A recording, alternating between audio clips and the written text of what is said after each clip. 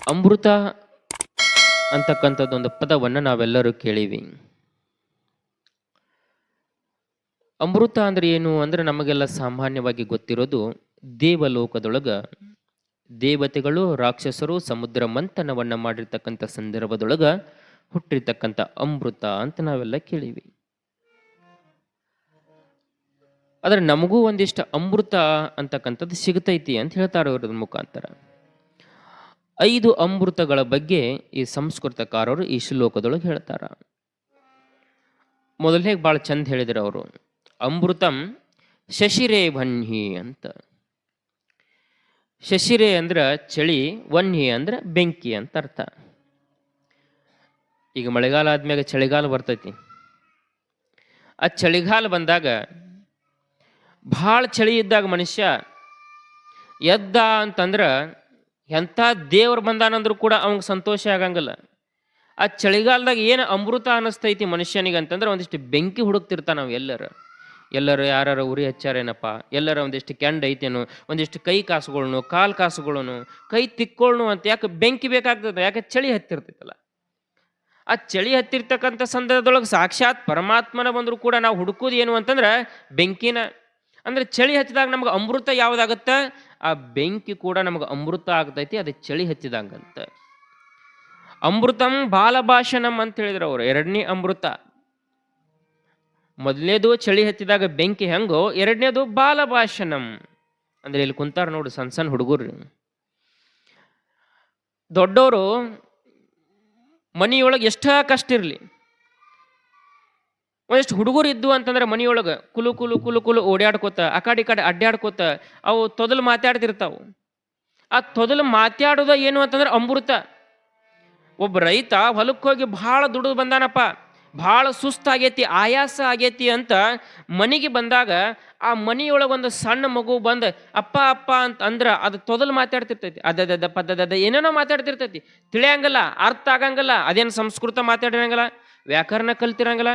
ಏನೋ ತನಗೆ ತೋಚಿದ್ದನ್ನ ತೊದಲು ನುಡಿತೈತಿ. ಆ ತೊದಲು ನುಡಿದ ಏನಾಗತ್ತ ಅಂತಂದ್ರ ಆ ದನದ ಬಂದಿರತಕ್ಕಂಥ ವ್ಯಕ್ತಿಗೆ ಅಮೃತ ಅನಿಸ್ಬಿಡ್ತದೆ, ಖುಷಿ ಕೊಡ್ತೈತಿ. ಆ ದನುವನ್ನ ಎಲ್ಲವನ್ನು ಕೂಡ ಏನ್ ಮಾಡ್ತಾನೆ, ಮರೆತು ಬಿಡ್ತಾನೆ ಮನುಷ್ಯ. ಏನೋ ಹುಡುಗರ ಭಾಷೆಯೊಳಗೆ, ಯಾಕಂದ್ರೆ ಮುಗ್ಧ ಭಾಷೆ ಅವ್ರದ್ದು. ಯಾಕಪ್ಪ ಹುಡುಗರ ಮಾತಿಗೆ ಅಮೃತ ಅಂದ್ರು ಅಂತಂದ್ರ ಅವರ ಮನಸ್ಸಿನೊಳಗೆ ನೋಡ್ರಿ, ಸಣ್ಣ ಹುಡುಗರು ಅದಾವಲ್ಲ ಇವ್ರ ಮನಸ್ಸಿನೊಳಗೆ ಯಾವುದೇ ಕಲ್ಮಶ ಇಲ್ಲ, ಪರಿಶುದ್ಧವಾಗಿರ್ತಕ್ಕಂಥ ಎಳ್ನೀರಿದ್ದಂಗೆ ಅವ್ರ ಮನಸ್ಸು. ಹಾಲು ಅನ್ಬೋದ್ರಿ, ಆದ್ರೆ ಹಾಲು ಅನ್ನಕ್ಕೆ ಬರಂಗಿಲ್ಲ ಈಗಿನ ಕಾಲದಾಗ. ಯಾಕೆ? ಹಾಲಿಗೂ ಕೂಡ ಕಲಬೆರಿಕೆ ಮಾಡಾಕತ್ತಾರ. ಅದಕ್ಕೆ ಎಳ್ನೀರಿದ್ದಂಗೆ ಅವ್ರ ಮನಸ್ಸು, ಹುಡುಗರ ಮನಸ್ಸು. ಅವಕ್ಕೆ ಜಾತಿ ಗೊತ್ತಿಲ್ಲ, ಭೇದ ಗೊತ್ತಿಲ್ಲ, ಧರ್ಮ ಗೊತ್ತಿಲ್ಲ, ನಾ ದೊಡ್ಡವ ನೀ ದೊಡ್ಡವ ಸಣ್ಣವ್ರು ಇದು ಏನೂ ಗೊತ್ತಿಲ್ಲ ಅವರಿಗೆ. ಏನಪ್ಪ? ಶುದ್ಧವಾಗಿರ್ತಕ್ಕಂಥ ಮನಸ್ಸು. ಆ ಮನಸ್ಸಿನೊಳಗೆ ಏನು ತೋಚ್ತೈತಿ ಅದನ್ನು ಮಾತಾಡ್ತಾವ. ಅದು ಅರ್ಥ ಆಗ್ಲಿಲ್ಲ ಅಂದ್ರೂ ಕೂಡ ಆ ಮನುಷ್ಯನಿಗೆ, ಆ ಮನೆಯೊಳಗಿರ್ತಕ್ಕಂಥವ್ರಿಗೆ, ದನದ ಬಂದವಂಗೆ ಏನಾಗತ್ತ, ಅದೊಂದಿಷ್ಟು ಅಮೃತ ಅನ್ನಿಸ್ತೈತಿ ಅವ್ರ ಭಾಷೆ. ನೋಡ್ಬೇಕು ನೀವು ಹುಡುಗರು ಮಾತಾಡೋ ಭಾಷೆ. ನಾವು ಅಣ್ಣ ಅಂತ ಕರಿತೀವಿ, ಅವಕ್ಕೆ ಅಣ್ಣ ಅನ್ನಕ್ಕೆ ಬರಂಗಿಲ್ಲ. ಏನಂತಾರಪ್ಪ? ಮಮ್ಮು ಅಂತವ. ಅಮ್ಮ ಅನ್ನಕ್ಕೆ ಬರಂಗಿಲ್ಲ, ಅಮ್ ಹತ್ತಿರ್ತಾವ. ಬಾ ಹೋ ಅವ್ ಪೂರ್ತಿ ಅಕ್ಷರ ಅನ್ನಂಗಿಲ್ಲ, ಆ ಮೊದಲನೇ ಅಕ್ಷರ ಅಟ್ಟ ಅಂತಿರ್ತಾವ. ಆದರೂ ಕೂಡ ಏನೋ ಅದು ಅಮೃತ ಅನ್ನಿಸ್ತೈತೆ ಅಂತ. ಅದಕ್ಕೆ ಅಮೃತಂ ಬಾಲಭಾಷಣಂ ಅಂತ ಹೇಳಿದ್ರು ಅವರು. ಅದು ಕೂಡ ಒಂದು ಅಮೃತ. ಅಮೃತಂ ರಾಜಸಮ್ಮಾನಂ 3ನೇದು ಹೇಳ್ತಾರೆ ನೋಡ್ರಿ. ಈಗ ನಾವಿಲ್ಲೆಲ್ಲ ಕುಂತೀವಲ್ಲ, ರಾಜಸಮ್ಮಾನ ಅಂದ್ರೆ ರಾಜರಿಂದ. ಆಗೆಲ್ಲ ರಾಜರು ಮಹಾರಾಜರಿದ್ರು, ಈಗೆಲ್ಲ ನಾವೇನು ಪ್ರಧಾನಮಂತ್ರಿ ಅಂತ ಕರಿತೀವಿ. ಈಗ ಯಾರು ನಮ್ಮ ಇಲ್ಲಿ ಕೂತವ್ರಿಗೆ, ಇಲ್ಲಪ್ಪ ನಿಮ್ಮ ಪ್ರಧಾನಮಂತ್ರಿಗಳು ಗುರುತಿಸಿ, ನಿಮ್ಮ ಕಲೆಯನ್ನು ಗುರುತಿಸಿ, ಏನೋ ನಿಮ್ಮ ಸೇವೆಯನ್ನು ಗುರುತಿಸಿ ಇವತ್ತು ನಿನಗೆ ಡೈಲಿ ಕರೆಸಿ ನಿನಗೆ ಸನ್ಮಾನ ಮಾಡ್ತಾನಂದ್ರೆ ಎಷ್ಟು ಖುಷಿ ಆಗುತ್ತೆ ಹೇಳ್ರಿ ನಿಮಗೆ? ಎಷ್ಟು ಖುಷಿ ಆಗಂಗಿಲ್ಲ? ಶಾಲ್ಯಾಗ ನಾವು ಸಣ್ಣ ಸಣ್ಣ ಹುಡುಗರು ಇದ್ದಾಗ ಬರೀ ಶಾಲ್ಯಾಗ ಎಲ್ಲಾರ ಹೋಗಿ ಒಂದಿಷ್ಟು ನಮಗೊಂದಿಷ್ಟು ಶಾಲ್ ಹೊಚ್ಚಿದ್ರೆ ಎಷ್ಟೋ ಖುಷಿ ಆಗ್ತೈತಿ. ಅಂದ್ರೆ ಸನ್ಮಾನ ಅನ್ನೋದು ಕೂಡ ಅದೊಂದು ಅಮೃತ ಇದ್ದಂಗ. ಯಾಕಂದ್ರೆ ಎಲ್ಲರಿಗೂ ಸಿಗ್ತಕ್ಕಂಥದ್ದಲ್ಲ ಸನ್ಮಾನ. ಅದರೊಳಗೆ ರಾಜರ ಸಂಹಾನ ಮತ್ತು ಪ್ರಧಾನಮಂತ್ರಿನ ನಮಗೆ ಸನ್ಮಾನ ಮಾಡ್ತಾನಂತಂದ್ರೆ ಅದರ ಮುಂದೆ ಏನೂ ಇಲ್ಲ ನಮಗೆ. ಅದ ಒಂದು ದೊಡ್ಡ ಅಮೃತ ಇದ್ದಂಗೆ ಅಂತ ಹೇಳಿದ್ರು. ಅದಕ್ಕೆ ಅಮೃತಂ ರಾಜ ಸಮ್ಮಾನಂ ಅಮೃತಂ ಪ್ರಿಯದರ್ಶನಂ 4ನೇ ಅಮೃತ ಐತಿ ನೋಡ್ರಿ ಇದು. ಪ್ರಿಯದರ್ಶನಂ ಅಂತಂದ್ರೇನು?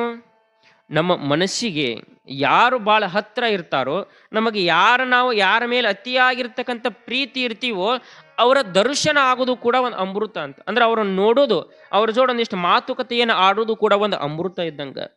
ಈಗ ನಿಮಗೆ ಹಂಗೆ ಹೇಳಬೇಕಾಗಿತ್ತಂದ್ರೆ ನಮ್ಮ ಅವ್ವಾರ ತಾಯಂದಿರ ಮಠ ಮಠ ಬಿಸಿಲು ಇರ್ತೈತಿ ಏನ್ರಿ, ಮಠ ಮಠ ಬಿಸಿಲು ಇರ್ತೈತಿ. ಆ ಮಠ ಮಠ ಬಿಸಿಲೊಳಗೆ ಪರಿಸ್ಥಿತಿ ಹೆಂಗಿರ್ತೈತಿ ಅಂತಂದ್ರೆ, ಮನಿಯೊಳಗೆ ಒಂದು ಸಣ್ಣ ಹುಡುಗ ಇರ್ತೈತೆ ಅಳುದು, ಒಲಿ ಮ್ಯಾಗ ಅನ್ನ ಇಟ್ಟಿರ್ತಾಳ, ಹೊಲಕ್ಕೆ ಹೋಗಿದ್ದ ಗಂಡ ಮಧ್ಯಾಹ್ನ ಊಟಕ್ಕೆ ಬರ್ತಿರ್ತಾನ. ಆ ಸಂದರ್ಭದೊಳಗೆ ಮನ್ಯಾಗ ನೀರಿರಂಗಲ್ಲ, ನೀರು ತುಂಬ್ಕೊಂಬರ್ಬೇಕು, ಹೋಗಿ ಎಲ್ಲಿ ಬರ್ಬೇಕು, ನೀರು ತುಂಬ ಕೆರೆಗೆ ಹೋಗ್ಬೇಕು, ಕಾಲಾಗ ಕಾಲ ನೀರಂಗಲ್ಲ. ಮಗ್ಗಲ ಮನ್ಯಾಕಿಗೆ ಹೇಳಿ, ಯವ್ವ ಮಗು ಐತಿ ಸ್ವಲ್ಪ ಅಳ್ತಿರ್ತೈತಿ ನೋಡ್ಕೋ ಅಂತ ಅವಸರ ಲಘು ಬರ್ಬೇಕಂತ ಏನು ಮಾಡ್ತಾಳ, ಕೊಡ ತಗೊಂಡು ಮಠ ಮಠ ಬಿಸಿಲಾಗ ಕೆರಿ ನೀರಿಗೆ ಹೋಗಿರ್ತಾಳ. ಯಾವ ಪ್ರಸಂಗಿದು, ಮನ್ಯಾಗ ಮಗು ಅಳು ಮಗು ಐತಿ, ಒಲಿ ಮ್ಯಾಗ ಅನ್ನ ಇಟ್ಟಾಳ, ಗಂಡ ಉಣ್ಣಾಕ ಬರ್ತಾನ ಮಧ್ಯಾಹ್ನ, ನೀರು ತರಾಕ ಕಾಲ ನೀರ್ಲಾರ ಹೋಗ್ಯಾಳ ಕೆರಿಗೆ. ಕೆರೆಯಾಗ ನೀರು ತುಂಬಿಕೊಂಡು ಇನ್ನೇನು ಹೊತ್ತುಕೊಂಡು ಬರಬೇಕು, ನಡು ದಾರ್ಯಾಗ ಬಂದಾಳ. ಆ ಸಂದರ್ಭದೊಳಗೆ ಯಾರ ತವ್ರ ಮನಿ ಕಡೆದವ್ರು ಸಿಕ್ ಬಿಡ್ಬೇಕು ಆಕಿಗೆ. ಯಾರು ಹೇಳ್ರಿ, ತವ್ರ ಮನಿ ಕಡೆದವ್ರು ಯಾರ ಒಬ್ರ, ಮನ್ಯಾನವ್ರ ಅಂತಲ್ಲ ಊರಾನವ್ರ, ಯಾರ ಒಬ್ರು ತವ್ರ ಮನಿ ಕಡೆದವ್ರು ಸಿಕ್ಕ್ರ ಸಾಕು ನೋಡ್ರಿ. ಮಾತು ಹಚ್ಚಿದ್ಲು ಅಂದ್ರೆ, ನಮ್ಮ ಅವ್ವಾರ ಮಾತು ಹಚ್ಚಿದ್ರು ಅಂದ್ರೆ ಮನ್ಯಾಗ ಮಗುನ ಮರಿತಾಳ, ಒಲಿ ಮ್ಯಾಗ ಇಟ್ಟದ ಅಣ್ಣ ಮರಿತಾಳ, ದನದ ಬರ್ತಾನ ಅನ್ನೋದು ಗಂಡನ ಮರಿತಾಳ. ಅಷ್ಟ ಅಲ್ಲ, ಮಠ ಮಠ ಬಿಸಿಲೈತಿ, ಕಾಲಾಗ ಕಾಲ ನಿಲ್ಲ, ತಲಿ ಮ್ಯಾಗ ಕೊಡ ಹೊತ್ಕೊಳ್ಳಂದಾಳಂದ್ರು ಕೂಡ ಮರಿತಾಳ. ಎಲ್ಲ ಮರ್ತ್ ಏನ್ ಮಾಡ್ತಾಳ, ತವ್ರ ಮನೆ ಬಗ್ಗೆ ಮಾತಾಡ್ಕೊತ ನಿಂತು ಬಿಡ್ತಾಳ. ನಮ್ಮವ್ವ ಹೆಂಗದಾಳ, ನಮ್ಮಪ್ಪ ಹೆಂಗದಾನ, ನಮ್ಮ ಅಣ್ಣ ಹೆಂಗದಾನ, ಅವ್ರ ಹೆಂಡತ್ಯಾರ ಹೆಂಗದಾರ, ನಮ್ಮ ಅಳಿಯ ಹೆಂಗದಾನ, ಸೊಸಿ ಹೆಂಗದಾಳ, ಮನಿ ಮಗ್ಗಲ್ನ್ಯಾವ್ರು, ಮನಿ ಹಿಂದಿನವ್ರು, ಮನಿ ಮುಂದಿನವ್ರು, ಮನಿ ಮ್ಯಾಗ್ನವ್ರು. ಅಷ್ಟ ಅಲ್ಲ, ಅಷ್ಟಕ್ಕೆ ಬಿಡಂಗಿಲ್ಲ ನಮ್ಮ ಅವರ ಮಾತುಗಳಿವ. ಎಲ್ಲಿಗೆ ಹೋಗುತ್ತಂದ್ರೆ ಮನ್ಯಾಗ ನಮ್ಮ ಬೆಕ್ಕು, ನಮ್ಮ ನಾಯಿ, ನಮ್ಮ ದನ ಹೆಂಗದಾವಂತನೂ ಕೇಳ್ತಾಳ.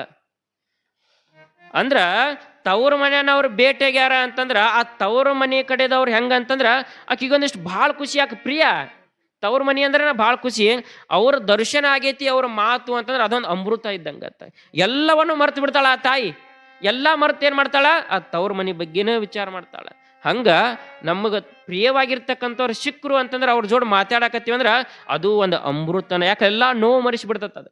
ಯಾಕೆ ತಲೆ ಮ್ಯಾಗ ಕೊಡ ಐತಿ, ಬಿಸಿಲೈತಿ, ಕಾಲು ಸುಡಾಕತ್ತಾವ ಅನ್ನೋದು ಮರ್ಸೈತಿ. ಅಷ್ಟ ಅಲ್ಲ, ಮಗುನ ಮರ್ಸೈತಿ, ಇಷ್ಟೆಲ್ಲ ಮರ್ಸೈತಿ ಅಂದ್ರೆ ಅದು ಕೂಡ ಒಂದು ಅಮೃತನ. ಐದನೇದೈತಿ ನೋಡ್ರಿ, ಐದನೇ ಅಮೃತ ಹೇಳ್ತಾರ, ಅಮೃತಂ ಶ್ರಾವಣ ಮಾಸೆ ಶ್ರವಣಂ. ಇಷ್ಟೆಲ್ಲ ಅಮೃತದೊಳಗ ಈ ಶ್ರಾವಣ ಮಾಸದೊಳಗೂ ಕೂಡ ನಮಗೊಂದು ಅಮೃತ ಐತಿ. ಯಾವ ಅಮೃತ ಅಂತಂದ್ರ ಶ್ರಾವಣ ಮಾಸೆ ಶ್ರವಣಂ ಅಂತ. ಶ್ರಾವಣ ಮಾಸದಾಗ ಕೇಳುವುದ ಒಂದು ಅಮೃತ ಇದ್ದಂಗ ನಮಗ. ಹೆಂಗ ದೇವಲೋಕದೊಳಗ ಅಮೃತ ಆ ದೇವರನ್ನ ಅಮರರನ್ನಾಗಿ ಮಾಡ್ತಾರೋ, ಹಂಗ ಭೂಲೋಕದೊಳಗಿರ್ತಕ್ಕಂಥ ಇಲ್ಲಿ ಇರ್ತಕ್ಕಂಥ ನಮ್ಮ ಅಮೃತ ಯಾವುದು ಅಪ್ಪ ಅಂತಂದ್ರ ಇದು ಶರಣರ ಚರಿತಾಮೃತ. ಈ ಅಮೃತವನ್ನು ಸವಿಬೇಕು ನಾವು. ಈ ಅಮೃತವನ್ನು ಸವಿದ್ರಿಂದ ನಮಗ ಮುಕ್ತಿ ಅಂತಕ್ಕಂಥದ್ದು ದೊರಿತೈತಿ. ಅದಕ್ಕೆ ಹೇಳಿದ್ರಲ್ರಿ, ಅಮೃತ ಪರಮಾಮೃತ ಶರಣರ ಚರಿತಾಮೃತ. ಅಮೃತ ಪರಮಾಮೃತ ಶರಣರ ಚರಿತಾಮೃತ. ಅಮೃತ ಪರಮಾಮೃತ ಶರಣರ ಚರಿತಾಮೃತ. ಅಮೃತ ಪರಮಾಮೃತ ಶರಣರ ಚರಿತಾಮೃತ. ಅಂತರಂಗದ ಅಮೃತ ಅಂತರನುಭವದಮೃತ. ಅಂತರಂಗದ ಅಮೃತ ಅಂತರನುಭವದಮೃತ. ಅಮೃತ ಪರಮಾಮೃತ ಶರಣರ ಚರಿತಾಮೃತ.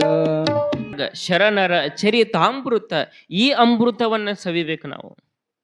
ಆಗ ದೇವಲೋಕದೊಳಗ ಆ ಅಮೃತದಿಂದ ದೇವತೆಗಳು ಅಮರರು ಹೆಂಗಾಗ್ತಾರೋ, ಈ ಭೂಲೋಕದೊಳಗಿರ್ತಕ್ಕಂಥ ಈ ಶರಣರ ಚರಿತಾಮೃತದಿಂದ ನಾವು ಕೂಡ ಅಮರರಾಗುತ್ತೇವೆ. ನಮ್ಮಲ್ಲಿಯೂ ಕೂಡ ಒಂದಿಷ್ಟು ಆಧ್ಯಾತ್ಮ ಅಂತಕ್ಕಂಥದ್ದು ಹುಟ್ಟತೈತಿ.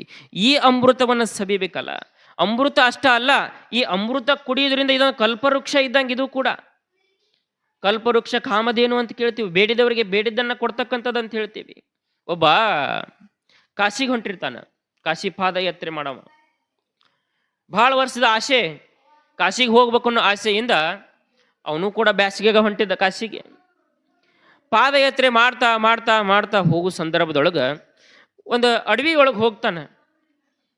ಅಡವಿ ಒಳಗೆ ಹೋದ ಹಂತಲ್ಲಿರ್ತಕ್ಕಂಥ ಆಹಾರ ಓದಿದ್ದ ಆಹಾರ ಖಾಲಿಯಾಗಿರ್ತೈತಿ, ಕುಡಿಯಾಕ ನೀರು ಓದಿದ್ದ ನೀರು ಖಾಲಿಯಾಗಿರ್ತೈತಿ.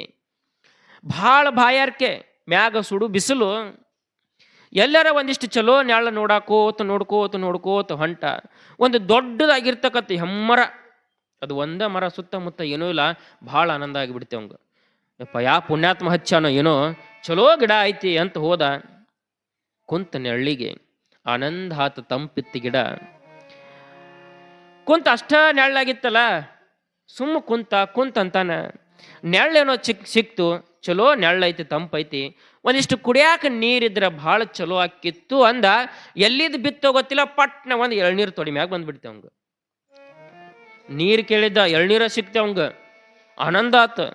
ಅಬ್ಬಾ ಎಳ್ನೀರ ಮ್ಯಾಗ ನೋಡಿದ, ಆ ಕಡೆ ನೋಡಿದ, ತೆಂಗಿನ ಗಿಡ ಅಲ್ಲ ಏನಲ್ಲ, ಆದ್ರೂ ಎಳ್ನೀರ ನೀರಡಿಕೆ ಆಗಿತ್ತು. ಅದನ್ನೆಲ್ಲಿ ವಿಚಾರ ಮಾಡ್ತಾನ ಅವ. ಬಡ ಎಳ್ನೀರು ಕುಡ್ದ, ಹೊಟ್ಟೆ ತಂಪಾತ. ಬಾಯಾರಿಕೆ ಆಗಿತ್ತು, ಬಾಯಾರಿಕೆ ಹೋತು. ತಂಪುನು ಆತು, ಬಾಯಾರಿಕೆನು ಹೋತು. ಒಂದಿಷ್ಟು ಏನಾರ ತಿನ್ನಾಕ ಸಿಕ್ಕರೆ ಚಲೋ ಆಗತ್ತ ಅನ್ಕೊಂಡ. ಪಟ್ನ ಎಲ್ಲಿದನೋ ಗೊತ್ತಿಲ್ಲ, ಒಂದಿಷ್ಟು ಹಣ್ಣುಗಳು ಬಂದು ಬಿದ್ದು. ಆಶ್ಚರ್ಯ ಆಗಿಬಿಡ್ತ ಅವಂಗ. ಹೊಟ್ಟೆ ಹಸಿದಿತ್ತು, ಬಡ ತಗೊಂಡ ಹಣ್ಣನ್ನು ತಿಂದ. ಮತ್ತು ನೀರು ಸಿಕ್ತಿ, ಹೊಟ್ಟಿಗೆ ಆಹಾರನೂ ಸಿಕ್ತಿ, ಚಲೋ ನೆಳ್ಳೈತಿ. ಇಷ್ಟೆಲ್ಲ ಆದ್ಮೇಲೆ ಏನು ಬರುತ್ತೆ ನೆಕ್ಸ್ಟ್? ಚಲೋ ಒಂದು ತೆಲದುಂಬ ಆಗಿತ್ತಂದ್ರೆ ಭಾಳ ಚಲೋ ನಿದ್ದೆ ಹತ್ತತ್ತು ನೋಡು ಅಂದ.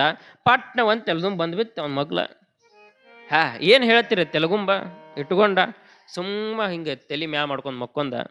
ಎಲ್ಲ ಸಿಕ್ಕತ್ತಿ. ನೀರು ಅಂದಿದ್ದ ನೀರು ಸಿಕ್ಕತ್ತಿ, ನೆಳ್ಳು ಅಂದಿದ್ದ ನೆಳ್ಳು ಸಿಕ್ಕತ್ತಿ, ಆಹಾರ ಅಂದಿದ್ದ ಹೊಟ್ಟಿಗೆ ಆಹಾರ ಸಿಕ್ಕೈತಿ, ತೆಲಗುಂಬ ಅಂದಿದ್ದ ತೆಲಗುಂಬ ಸಿಕ್ಕೈತಿ. ಮಕ್ಕೋಬೇಕಿಲ್ಲ ಅವ, ಮಕ್ಕೋಲಿಲ್ಲ ಅವ ಮನುಷ್ಯ. ಮ್ಯಾಗ ನೋಡ್ಕೋತ ಅಂದ. ಎಲ್ಲಾನು ಆತು. ಈ ದೊಡ್ಡ ಗಿಡ ಐತಿ ಅಡವ್ಯಾಗ, ಈ ದೊಡ್ಡ ಗಿಡದಾಗ ದೊಡ್ಡದೊಂದು ಬ್ರಹ್ಮ ರಾಕ್ಷಸ ಇದ್ದು, ಅದು ನನ್ನ ತಿಂತಂದ್ರೆ ಏನು ಮಾಡೋದು ಅಂದ. ಬ್ರಹ್ಮ ರಾಕ್ಷಸ ಬಂದು ತಿಂದ ಬಿಡ್ತೆ ಅವನ. ಅವ ಎಲ್ಲಿ ಕೂತಿದ್ದ ಅಂತಂದ್ರ ಕಲ್ಪವೃಕ್ಷದ ಕೆಳಗೆ ಕೂತಿದ್ದ. ಕಲ್ಪವೃಕ್ಷ ಅಂದ್ರೆ ನಾವು ಮನಸ್ಸಿನೊಳಗೆ ಏನು ಅನ್ಕೋತೀವಿ ಅದನ್ನ ಕೊಡ್ತಕ್ಕಂಥದ್ದು ಕಲ್ಪವೃಕ್ಷ. ಹಂಗ ಶರಣಬಸವೇಶ್ವರ ಪುರಾಣ ಅನ್ನೋದು ಕೂಡ ಒಂದು ಕಲ್ಪವೃಕ್ಷ ಇದ್ದಂಗ. ಇಲ್ಲಿ ಕೂತು ಪುರಾಣ ಕೇಳಿ ನೀವು ಮನಸ್ಸಿನೊಳಗೆ ಏನು ಬೇಡ್ಕೊಂಡಿರ್ತೀರಿ ಅದು ವರ್ಷ ತುಂಬದೊಳಗೆ ಶರಣಬಸವೇಶ್ವರ ನಿಮಗೆ ಕೊಡ್ತಾನೆ. ಅದಕ್ಕೆ ಇದನ್ನು ಪುರಾಣ ಕೇಳಬೇಕು ಅನ್ನೋದು. ಮನೆಯೊಳಗೆ ಏನೋ ಸಮಸ್ಯೆ ಇರಲಿ, ಕೇಳೋದ್ರಿಂದ ಹೋಗ್ತೈತಿ. ಶರಣಬಸವೇಶ್ವರ ಪುರಾಣ ಕೇಳೋದ್ರಿಂದ. ನಾನು ಹೇಳೋದದ, ಯಾರ ಮನೆಯೊಳಗೆ ಒಂದಿಷ್ಟು ಕಷ್ಟ ಐತಿ, ಯಾರ ಮನೆಯೊಳಗೆ ನಮಗೆ ಆರಾಮಿಲ್ಲ, ಯಾರ ಮನೆಯೊಳಗೆ ನಮ್ಮ ಹುಡುಗರು ಕಿರಿಕಿರಿ ಮಾಡ್ತಾರ, ಸಮಾಧಾನನ ಇಲ್ಲ ಅಂತ ಯಾರಂತೀರಿ, ಅವ್ರು ಬಂದು ಶರಣಬಸವೇಶ್ವರ ಪುರಾಣ ಕೇಳಿದ್ರಿ ಅಂತಂದ್ರ ಒಂದು ವರ್ಷ ಇಡೀ ಹೊತ್ತು ಶರಣಬಸವೇಶ್ವರ ಪುರಾಣ ಹಚ್ಚುತ್ತಾನ. ನಿಮ್ಮ ಮನೆಯನ್ನು ಆ ಶರಣಬಸವೇಶ್ವರ ಕಾಯ್ತಾನ. ನಿಮಗೆ ಆನಂದ, ಸಂತೋಷ, ಆರೋಗ್ಯವನ್ನು ಕೊಡ್ತಾನ. ಅದು ಈ ಶರಣಬಸವೇಶ್ವರ ಪುರಾಣಕ್ಕೆ ಇರತಕ್ಕಂಥದ್ದು. ಅದಕ್ಕೆ ಇದನ್ನು ಬಂದು ಕೇಳಬೇಕವ.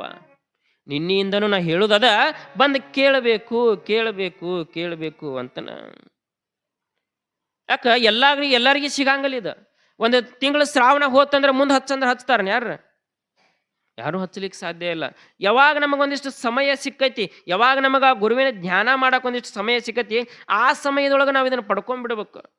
ಇದು ಮುಗಿದ ಮ್ಯಾಗ ನಾವು ಏನಾದರೂ ಹಚ್ಚಬೇಕು ಕೇಳಬೇಕು ಅಂದ್ರೆ ಸಿಗ್ತಕ್ಕಂಥದ್ದಲ್ಲ. ಅದಕ್ಕೆ ಕೇಳಬೇಕಾಗಿತ್ತಂದ್ರೂ ಕೂಡ ಇದು ಯಾಕೆ ದೇವಸ್ಥಾನದೊಳಗೆ ಹಚ್ತಾರ ಬೇಕಲ್ರಿ? ಒಬ್ಬೊಬ್ರು ಅಂತಿರ್ತಾರೆ, ಇಲ್ರಿ ಅಜ್ಜರ ನಾವು ಕೇಳ್ತೀವಿ. ಹೆಂಗೆ ಕೇಳ್ತೀರಿ? ಅಲ್ಲೇ ಕಟ್ಟಿ ಮ್ಯಾಗ ಕೂತ್ಕೊಂಡು ಕೇಳ್ತೀವ್ರಿ, ಅಲ್ಲೇ ಮನಿಯೊಳಗೆ ಕೂತ್ಕೊಂಡು ಕೇಳ್ತೀವ್ರಿ. ಇಲ್ರಿ ನಮ್ಮ ಮನಿ ಮ್ಯಾಗ ಬೋಂಗ ಹಾಕ್ಯಾರ್ರಿ, ಭಾಳ ಚಂದ ಕೇಳ್ತತ್ರಿ, ಅಲ್ಲೇ ಕುಂತು ಕೇಳ್ತೀವ್ರಿ.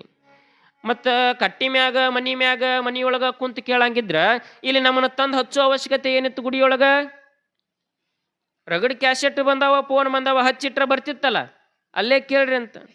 ಹಂಗಿಲ್ಲ ತಾಯಿ, ಇದಕ್ಕೆ ವ್ಯಾಸಪೀಠ ಅಂತ ಕರೀತಾರ. ಇಲ್ಲಿ ಏನು ಕೂತು ನುಡಿತಾರೋ, ಇಲ್ಲಿ ಕೂತಿರ್ತಕ್ಕಂಥವ್ರು ಇಲ್ಲೊಂದು ಶಕ್ತಿ ಇರ್ತೈತಿ. ಈ ಶಕ್ತಿ, ಈ ದೃಷ್ಟಿ ಅವ್ರ ಮ್ಯಾಲೆ ಬಿತ್ತು ಅಂತಂದ್ರ ಅವರಲ್ಲಿರ್ತಕ್ಕಂಥ ಎಷ್ಟೋ ಕಷ್ಟಗಳ ಪರಿಹಾರ ಆಗ್ತಾವ. ಅಲ್ಲಿಂದ ಶಕ್ತಿ ಹೋಗ್ತದಂಥದ್ದು. ನಾವು ಮತ್ತು ಮನ್ಯಾಗ ಅಲ್ಲೇ ಇಲ್ಲೇ ಕುಂತು ಕೇಳ್ತೀವಿ ಅಂತಂದ್ರೆ ಅದು ಸಾಧ್ಯ ಇಲ್ಲ. ಅದಕ್ಕೆ ಒಂದು ಜಾಗ ಇರ್ತಾವ್ಯವ. ಹಂಗೆ ಯಾವುದನ್ನು ನಮ್ಮ ಹಿರಿಯರು ಮಾಡಿಲ್ಲ. ಎಲ್ಲದಕ್ಕೂ ಕೂಡ ಒಂದು ಜಾಗ ಅಂತ ಮಾಡ್ಯಾರ. ಆ ಜಾಗಕ್ಕಷ್ಟು ಮಹತ್ವನ ಇರ್ತೈತಿ. ಈಗ ನೀವು ಆಕಳಗ ನೋಡ್ರಿಯಲ್ಲ, ಆಕಳು ಎಮ್ಮೆ ಹಿಂಡ್ತೀರಲ್ಲ, ಹಾಲು ಯಾರ್ಯಾರು ಹಿಂಡ್ತೀರಿ? ಎಲ್ಲರೂ ಹಾಲು ಹಿಂಡ್ತೀರಿ. ಹಾಲು ಹಿಂಡ್ಬೇಕಾದ್ರೆ ಎಲ್ಲಿ ಕುಂದಿರ್ಬೇಕು? ಹಾಲು ಬೇಕಾತಂದ್ರೆ ಎಲ್ಲಿ ಕುಂದಿರ್ಬೇಕು? ಈಗ ಎಮ್ಮೆ ಆಗಲಿ ಆಕಳಿಗೆ ಹಾಲು ಬೇಕಾದ್ರೆ ಎಲ್ಲಿ ಕುಂದಿರ್ಬೇಕು? ರೀ ಆಕಳ ಕಾಲಾಗ ಕುಂದಿರ್ಬೇಕಿಲ್ಲ? ಆಕಳ ಕಾಲಾಗ ಕೂತ್ರನ ಹಾಲು ಸಿಗ್ತಾವು. ಹಿಂಗ ಒಬ್ಬಾಕಿ ಊರೊಳಗೆ ದೊಡ್ಡ ಸಾವುಕಾರ್ತಿರಿ, ಈಕೆ ಏನಂತೀವಿ ನಾವು ಗ್ರಾಮ ಪಂಚಾಯತಿ ಚೇರ್ಮನ್ ಅದು ಆಗಿರ್ತಾರ ನೋಡು ಅಂತ ಚೇರ್ಮನ್ ತಿದ್ಲು. ದೊಡ್ಡ ಮನಿ ಚೇರ್ಮನ್ತಿ ಊರಾಗ. ಆ ಚೇರ್ಮನ್ತಿ ಏನು ಅಂತಂದ್ರೆ ನೂರಾರು ಮಂದಿ ಆಳುಗಳು. ಅಕ್ಕಿ ಚಟ ಏನು ಅಂತಂದ್ರೆ ದಿನ ಮುಂಜಾನೆ ಹೇಳನ ಒಂದು ಗ್ಲಾಸ್ ಎಮ್ಮಿ ಹಾಲಾಗ ಚಾ ಕೇಟಿ ಅಂತೀವಿ ನೋಡಿ ಹಂಗೆ ಕುಡಿ ರೂಢ ಆಕೆಗೆ ದಿನಾಲು ಏನು ಮಾಡ್ತಿದ್ಲು, ಎಮ್ಮಿ ಹಾಲು ಕುಡಿತಿದ್ಲು, ಕೇಟಿ ಕುಡಿತಿದ್ಲಲ್ಲ. ಒಂದು ದಿವಸ ಅಚಾನಕ ಆಕೆ ಮನಿಯೊಳಗಿರ್ತಕ್ಕಂಥ ನೂರಾರು ಆಳುಗಳು ರಜೆ ಹಾಕಿ ಬಿಡ್ತಾರೆ. ಎಲ್ಲರೂ ಎಲ್ಲೇ ಹೋಗ್ಬಿಟ್ರು ಅವರೆಲ್ಲರೂ. ಈಕೆ ಮುಂಜಾನೆ ಎದ್ದು ನೋಡ್ತಾಳ, ಆಳುಗಳು ಹುಡುಕ್ತಾಳ, ಒಬ್ಬರು ಇಲ್ಲ ಮನಿಯೊಳಗೆ. ಈಕೆಗೆ ನೋಡಿದ್ರೆ ಮುಂಜಾನೆ ಕೇಟಿ ಬೇಕಾ ಎಮ್ಮಿ ಹಾಲಾಗ. ನೋಡಿದ್ಲು ಯಾರೂ ಇಲ್ಲ. ಅದ್ರೊಳಗೆ ಒಬ್ಬ ಫೋನ್ ತೊಗೊಂಡು ಒಬ್ಬ ಆಳಿಗೆ ಫೋನ್ ಹಚ್ತಾಳೆ. ಅಲೋ, ಎಲ್ಲಿ ಹೋಗಿವೋ ಬಸ್ಸ ಅಂದ್ಲಕ್ಕಿ. ಎಲ್ಲವ ಮತ್ತು ಎಲ್ಲರೂ ಮತ್ತು ಆಳುಗಳು ತಮ್ಮ ಜಾತ್ರೆ ತಮ್ಮ ಮನೆ ಕಾರ್ಯ ಅದಾವಂತ ಇವತ್ತೆಲ್ಲ ರಜೆ ಹಾಕಿದ್ರು, ಅದಕ್ಕೆ ನಾನು ನಮ್ಮ ಊರಿಗೆ ಬಂದ್ಬಿಟ್ಟಿನಿ ಅವ್ವ ಅಂದೆವು. ಅಲ್ಲಲ್ಲ, ನೀ ಊರಿಗೆ ಹೋದಿ ನನಗೆ ನೋಡಿದ್ರಿ ಇಲ್ಲಿ ಎಮ್ಮಿ ಹಾಲು ಕುಡಿಬೇಕು, ಚಾ ಕುಡಿಬೇಕಾಗೈತಿ, ಎಮ್ಮಿ ಕರಿಯವ್ರು ಯಾರು, ಹಾಲು ಕೊಡವ್ರು ಯಾರು, ನನಗೆ ಬಾ ಬಂದು ಕರೆದು ಕೊಟ್ಟು ಹೋಗು ಅಂದ್ಲು. ಅವ ಅಂತಾನೆ, ಯವ್ವ ನನ್ನ ನೂರು ದೂರ ಭಾಳ ಐತಿ, ನೀನ ಕರ್ಕೊಂಬಿಡವ ಹಾಲ ಅಂದ. ಈಕೆ ಒಂದು ದಿವಸ ಎಮ್ಮಿ ಹತ್ರ ಹೋಗಿದ್ದಿಲ್ಲ, ಹಾಲು ಕರಿದು ಗೊತ್ತಿದ್ದಿದ್ದಿಲ್ಲ ಈಕಿಗೆ. ಆದ್ರೆ ಕೇಟಿ ಕುಡಿಯಬೇಕು ಈಕೆ ಚಾ ಒಂದು ಲೋಟ. ಆಯ್ತಪ್ಪ, ಮತ್ತು ನನಗೆ ಎಮ್ಮಿ ಕರಿಯಾಕ ಬರಂಗಿಲ್ಲಪ್ಪ, ಮತ್ತು ನೀನೇ ಹೆಂಗೆ ಕರೀದು ಸ್ವಲ್ಪ ಫೋನ್ಯಾಗ ಹೇಳು, ನೀ ಹೇಳ್ದಂಗೆ ನಾ ಎಮ್ಮಿ ಕರಿತೀನಿ ಅಂದ್ಲಕ್ಕೆ, ಹಾಲು ಕರ್ಕೋತೀನಿ ಅಂದ್ಲು. ಆಯ್ತ್ರವ ಯಾರು ಬೇಣತಾರ ತಗೋ ಯವ್ವ, ಮೊದಲು ಒಂದು ಗುಂಡಿಗೆ ತಗೋ, ಒಂದಿಷ್ಟು ನೀರು ತಗೋ ಅಂದ್ಲು. ಹೋದ ಅಡುಗೆ ಮನೆಗೆ ನೀರು ತಗೊಂಡ್ಲು, ಗುಂಡಿಗೆ ತಗೊಂಡು ಹಿಂದೆ ಹಿತ್ತಲ್ದಾಗ ಎಮ್ಮಿ, ಹಿಂದೆ ಹಿತ್ಲಕ್ಕೆ ಹೋಗೋ ಎಮ್ಮಿ ಅಂತಲೇ. ಯವ್ವ ಕರ ಬಿಡು, ಇವ ಫೋನ್ಯಾಗ ಹೇಳಾಕ್ತಿದ್ದ, ಔಟ್ ಸ್ಪೀಕರ್ ಇಟ್ಟಿದ್ಲು. ಯವ್ವ ಕರ ಬಿಡು, ಬಿಟ್ಟಿನ ಕರ ಕುಡಿತೇನೆ ಅವ್ವ, ಸ್ವಲ್ಪ ಕುಡ್ದೈತಿ ನೋಡವ್ವ, ಎಮ್ಮಿ ಮಲ್ಲಿ ಸ್ವಲ್ಪ ಉಬ್ದಂಗಾಗಿರ್ತಾವ, ಹೌದಿಲ್ಲ ನೋಡ್ರಿ, ಉಬ್ಬ್ಯಾವ, ಕರ ಕಟ್ಟು ಅಂದ್ಲು. ಕರ ಎಳೆದು ಕಟ್ಟಿದ್ಲು. ಮುಂದೇನು ಮಾಡ್ಬೇಕು, ಯವ್ವ, ಆ ಮಲ್ಲಿ ತೊಳಿ ನೀರು ಗೊಜ್ಜಿದ್ಲು, ತೊಳೆದ್ಮ್ಯಾಗ ಯವ್ವ ಎಮ್ಮಿ ಕಾಲ ಕುಂದ್ರು ಅಂದ. ಎಮ್ಮಿ ಕಾಲಾಗ ಕುಂದ್ರು ಅಂದ. ಅಕ್ಕಿ ಅಂದ್ಲು, ಏ ಬಚ್ಚ ಏನು ಹೇಳಾಕತ್ತಿಲಿ, ನಾ ಊರ್ ಚೇರ್ಮನ್ ತದನಿ, ನಾ ಎಮ್ಮಿ ಕಾಲ ಕುಂದಿರ್ಬೇಕನ ಅಂದ್ಲಕ್ಕಿ. ಊರ್ ಚೇರ್ಮನ್ತಿ ನಾನು, ಎಮ್ಮಿ ಕಾಲ ಕುಂದಿರ್ಬೇಕನ ಅಂದ್ಲಕ್ಕಿ.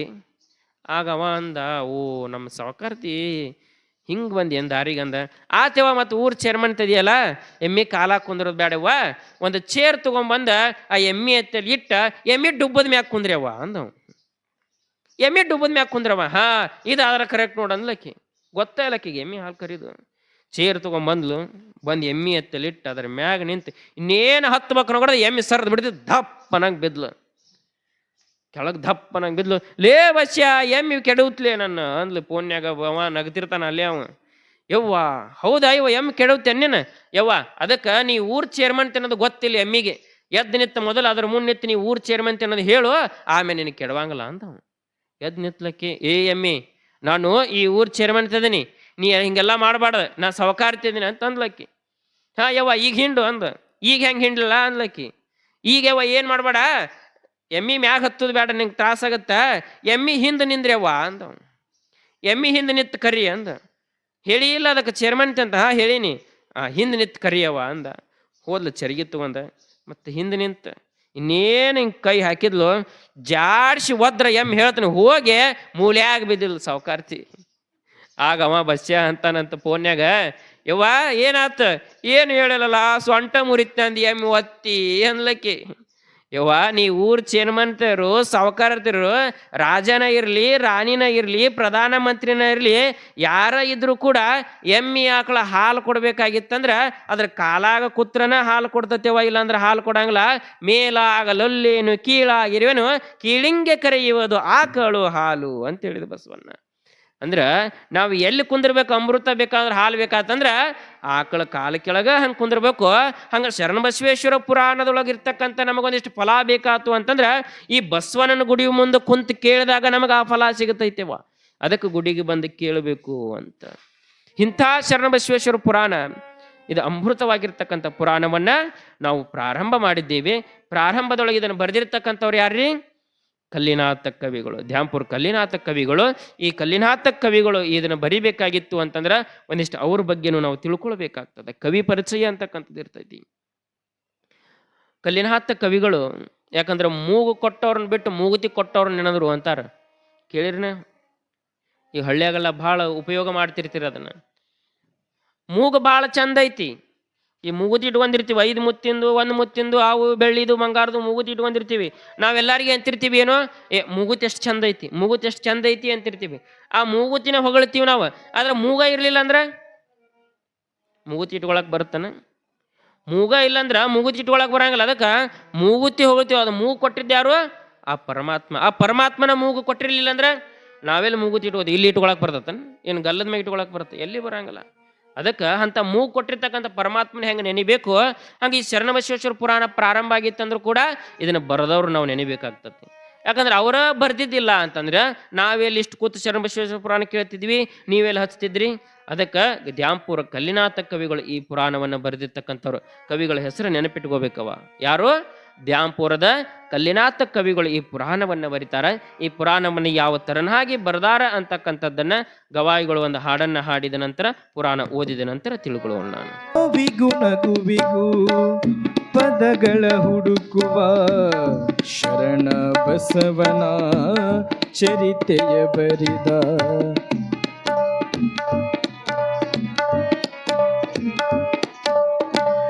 ನೋವಿಗೂ ನಗುವಿಗೂ ದಾರಿ ತೋರಿಸುವ ಶರಣ ಬಸವನ ಚರಿತೆಯ ಬರಿದ ಮುಕ್ತಿಯ ಮಾರ್ಗದ ಜಗದಲ್ಲಿ ಪಸರಿಸುವ ಮುಕ್ತಿಯ ಮಾರ್ಗದ ಜಗದಲ್ಲಿ ಪಸರಿಸುವ ಕನ್ನಡ ಮಡಿಲಲಿ ಕಾವ್ಯವರಳಿಸುವ ಕನ್ನಡ ಮಡಿಲಲಿ ಕಾವ್ಯವರಳಿಸುವ ಕನಸಿನ ಬಣ್ಣದಿ ಲೋಕವ ಬರೆದು ಕನಸಿನ ಬಣ್ಣದಿ ಲೋಕವ ಬರೆದು ಮನಗಳ ತಲುಪುವ ನಮ್ಮ ಕವಿ ಮನಗಳ ತಲುಪುವ ನಮ್ಮ ಕವಿ ಕಲ್ಲಿನಾಥ ಕವಿ ಕನಸಿನ ಬಣ್ಣದ ಲೋಕವ ಬರೆದು ಮನಗಳ ತಲುಪುವ ನಮ್ಮ ಕವಿ ಮನಗಳ ತಲುಪುವ ನಮ್ಮ ಕವಿ ಮನಗಳ ತಲುಪುವ ಮನಗಳ ತಲುಪುವ ಮನಗಳ ತಲುಪುವ ಕಲ್ಲಿನಾಥ ಕವಿ. ಸಾಂಬ ಜೈ ನಮ ಪಾರ್ವತೀಪತಿ ಶಿವ ಹರ ಹರ ಮಹಾದೇವ.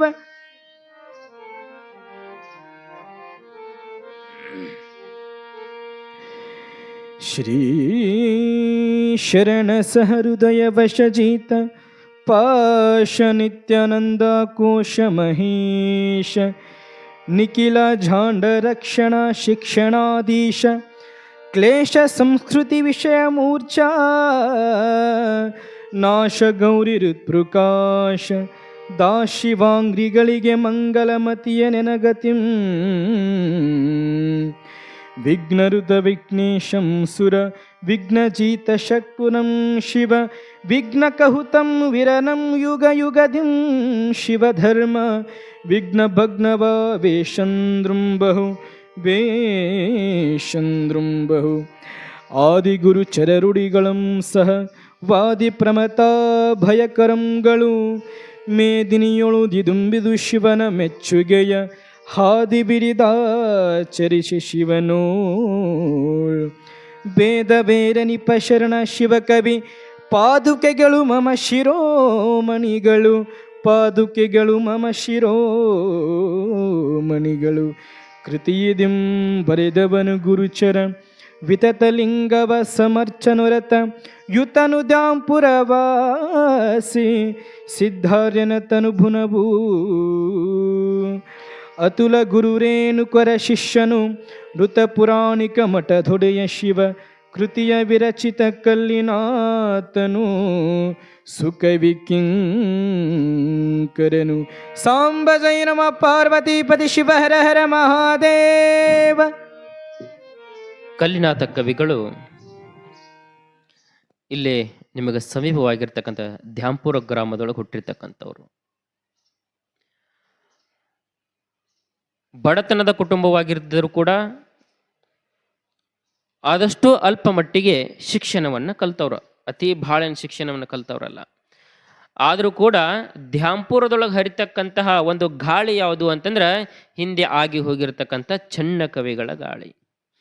ಆ ಚನ್ನ ಕವಿಗಳ ಪುರಾಣಗಳನ್ನು, ಅವರ ಸಾಹಿತ್ಯಗಳನ್ನು ಓದುತ್ತಾ ಓದುತ್ತಾ ಓದುತ್ತಾ ಬೆಳೆದಿರ್ತಕ್ಕಂತಹ ದ್ಯಾಂಪುರದ ಕಲ್ಲಿನಾಥ ಕವಿಗಳಿಗೂ ಕೂಡ ಶಾಸ್ತ್ರದೊಳಗೆ ಅತ್ಯಂತವಾಗಿರ್ತಕ್ಕಂಥ ಒಂದು ಪ್ರೀತಿ ಹುಟ್ಟತೈತಿ. ಹಾಗೆ ಹಲವಾರು ಪುರಾಣಗಳನ್ನು ಕೇಳ್ತಾ ಕೇಳ್ತಾ ಕೇಳ್ತಾ ಕೇಳ್ತಾ ಅವರಿಗೂ ಕೂಡ ಏನು ಅನ್ನಿಸ್ತೈತಿ, ನಾನೂ ಕೂಡ ಒಂದಿಷ್ಟು ಪ್ರವಚನವನ್ನು ಹೇಳಬೇಕು, ಪುರಾಣವನ್ನು ಹೇಳಬೇಕು ಅಂತ ಅವರು ಪುರಾಣ ಪ್ರವಚನ ಹಿಂಗೆ ಹೇಳ್ತಾ ಹೇಳ್ತಾನೆ ಏನು ಮಾಡಿದ್ರು, ಸಾಹಿತ್ಯವನ್ನು ಬರಲಿಕ್ಕೆ ಪ್ರಾರಂಭ ಮಾಡ್ತಾರೆ. ಹಲವಾರು ನಾಟಕಗಳನ್ನು ಬರೀತಾರ, ಜನಪದ ಗೀತೆಗಳನ್ನು ಬರೀತಾರ, ಗೀಗಿ ಪದಗಳನ್ನು ಬರೀತಾರ. ಇಷ್ಟೆಲ್ಲ ಬರೆದಿರ್ತಕ್ಕಂಥವ್ರಿಗೆ ಮುಂದೆ ಪುರಾಣ ಬರೀಬೇಕು ಅಂತ ವಿಚಾರ ಮಾಡಿದ್ರು. ಭೀಮಾಂಬಿಕ ಪುರಾಣವನ್ನು ಬರೀತಾರ, ಎಲ್ಲ ಹಲವಾರು ಪುರಾಣ ಬರೀತಾರ. ಆದ್ರೆ ಈ ಎಲ್ಲ ಪುರಾಣ ಕಾವ್ಯ ಬರೆದ್ರು ಕೂಡ ಏನೋ ಅವ್ರಿಗೆ ಸಮಾಧಾನ ಅನಿಸಂಗಿಲ್ಲ. ನಾ ಇನ್ನೂ ಏನಾದರೂ ಈ ಸಮಾಜಕ್ಕೆ ಕೊಡಬೇಕು, ಈ ಜನಗಳಿಗೆ ಒಂದಿಷ್ಟು ಮನ ಮುಟ್ಟುವಂಗ ಏನಾದರೂ ಇನ್ನೂ ಕೊಡಬೇಕು ಅಂತಕ್ಕಂಥದ್ದು ಅವ್ರ ಮನಸ್ಸಿನೊಳಗೆ ಯಾವಾಗಲೂ ಕೂಡ ತೋರಿತಿರ್ತೈತಿ. ರಾತ್ರಿ ಮಕ್ಕೊಂಡ್ರು ಅದ ವಿಚಾರ ಅವರಿಗೆ. ಯಾಕಂದ್ರೆ ಕವಿಗಳು ಜ್ಞಾನಿಗಳು ಇರೋದ ಅದ. ಕಾವ್ಯಶಾಸ್ತ್ರ ವಿನೋದೇನ ಕಾಲೋ ಗಚ್ಚತಿ ಧೀಮತಾಂ, ಆಗ ಬರೀಲಿಕ್ಕೆ ಪ್ರಾರಂಭ ಮಾಡಿದ್ದೇ ಶರಣಬಸವೇಶ್ವರ ಪುರಾಣ. ಹಿಂದೆ ಬಹಳಷ್ಟು ಕವಿಗಳು ಬರೀತಾರ, ಆದರೂ ಕೂಡ ನಾ ಇನ್ನೂ ಇದನ್ನು ವಿಶೇಷವಾಗಿ ಬರಿಬೇಕು ಅನ್ನೋದು ಅವರಲ್ಲಿ ಹುಟ್ಟತೈತಿ. ಏನಿಲ್ಲ ಅಂದ್ರೆ ಶರಣಬಸವೇಶ್ವರ ಪುರಾಣವನ್ನು ಸುಮಾರು 12 ಮಂದಿ ಕವಿಗಳು ಈ ಶರಣಬಸವೇಶ್ವರ ಪುರಾಣವನ್ನು ಬರ್ತಾರೆ. ಇತ್ತೀಚೆಗೆ ಅರಳಗುಂಡಿಗೊಳಗಿರ್ತಕ್ಕಂಥ ತಾಯಂದಿರು ಅಮ್ಮನವರು ಏನು ಮಾಡ್ತಾರೆ, ಅರಳಗುಂಡಿಗಳಿಗೆ ಏನಾಗದ ಅಮ್ಮರು ಅವರೂ ಕೂಡ ಏನು ಮಾಡಿದ್ರು, ಶರಣಬಸವೇಶ್ವರನ ಪುರಾಣವನ್ನು ಬರೆದ್ರು. 13 ಮಂದಿ ಬರೆದ್ರು ಕೂಡ ಆದ್ರೆ ಕಲ್ಲಿನಾಥ ಕವಿಗಳು ವಿಚಾರ ಮಾಡ್ತಾರೆ, ವಿಶೇಷವಾಗಿ ಕೊಡ್ಬೇಕು ನಾ ಏನಾದ್ರು ಅಂತ. ಆಗ ಅವ್ರ ತಲೆಯೊಳಗೆ ಬಂದಿದೆ ಶ್ರಾವಣ. ಶ್ರಾವಣ ಮಾಸದೊಳಗೆ ಎಷ್ಟು ದಿನ ಅಪ್ಪ, 30 ದಿವಸ ಇರ್ತಾವ. ಎಲ್ಲರೂ ಪುರಾಣ ಬರೆದ್ರು. ಒಬ್ರು 12 ಅಧ್ಯಾಯ ಬರೆದಾರ, ಒಬ್ರು 15 ಅಧ್ಯಾಯ ಬರೆದಾರ. ಅಷ್ಟಾಲ ನಮ್ಮ ಪುಟ್ಟಯ್ಯಜ್ಜನವರು ಕೂಡ ಶರಣಬಸವೇಶ್ವರ ಪುರಾಣ ಬರೆದಾರ, ಅವ್ರು 18 ಅಧ್ಯಾಯಗಳು ಬರೆದಾರ ಪುರಾಣ. ಇಷ್ಟೆಲ್ಲ ಮಂದಿ 12, 15 ಬರ್ದಾರ.